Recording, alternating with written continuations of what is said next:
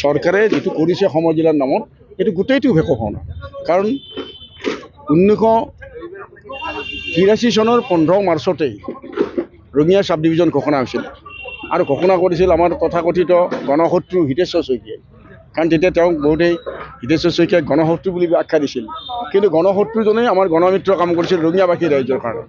আৰু তেতিয়া আমাৰ স্থানীয় বিধায়ক আছিল পূৰ্ণ বড়ো কিন্তু আজি আমি দেখা পালোঁ প্ৰায় 40 বছৰ পিছত আজি আমাৰ সাব ডিভিজনৰ মৰ্যাদা সম্পূৰ্ণ কৰ্তন কৰিলে তেওঁলোকে যেতিয়া অসমৰ বিভিন্ন ঠাইত জিলাৰ কাৰণে দাবী উঠিল ৰঙিয়াৰ কাৰণেও জিলাৰ দাবী উঠিছিল কিন্তু তেওঁলোকে জিলা নিদিলে সমজিলা দিলে সমজিলা কৈ তেওঁলোকে ক'লে যে আমিনগাঁও তাৰ যাব নালাগে এতিয়া কোনো ডিষ্ট্ৰিক্ট হেডকোৱাৰ্টাৰত যাব নালাগে সব কাম ইয়াতে হ'ব কিন্তু আমি দেখা পালোঁ এতিয়া মূৰকত তেওঁলোকে আমাৰ যেটো ইলেকশ্যন ডিপাৰ্টমেণ্ট সেইটো আমিনগাঁওলৈকে স্থানান্তৰিত কৰিলে ফলত এটা চাৰ্টিফাইড কপিৰ কাৰণে আমি তালৈকে যাব লাগিব ভোটাৰ লিষ্টৰ সংশোধনীৰ কাৰণেও তাত যাব লাগিব ভোটাৰ লিষ্টৰ প্ৰণয়নৰ কামো তাতো হ'ব পঞ্চায়ত ইলেকশ্যনো তাৰ পৰা কণ্টাক্ট হ'ব এইটো কি সম্ভৱ নেকি তেওঁলোকে কৈছিল যে আমাৰ ক্ষমতাৰ বিকেন্দ্ৰীকৰণ হ'ব কিন্তু আচলতে তেওঁলোকে কেন্দ্ৰীকৰণ কৰিলে এইটো কি ধৰণৰ কথা গতিকে আমি ভাবোঁ এটা কথা যে চৰকাৰে সঁচাকৈ ক্ষমতা বিকেন্দ্ৰীকৰণ কৰিব লাগে আৰু তাৰ কাৰণে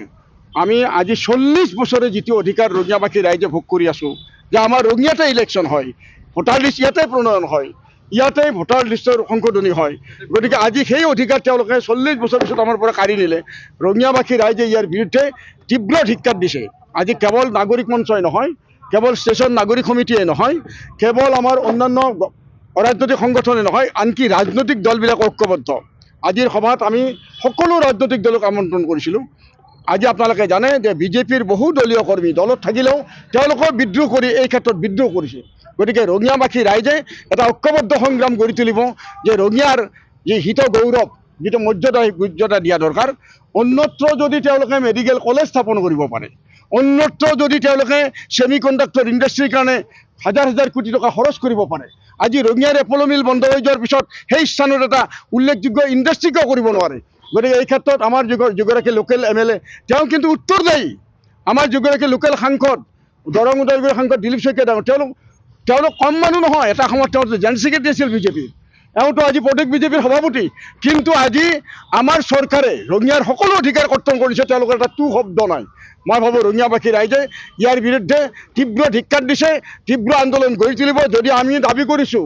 আজি আমাৰ হেডকোৱাৰ্টাৰলৈকে যাওঁতে দিনত দুবাৰ গ'লেও দুবাৰ টোল টেক্স দিব লাগে আমি কিন্তু এখন জিলাৰ মানুহ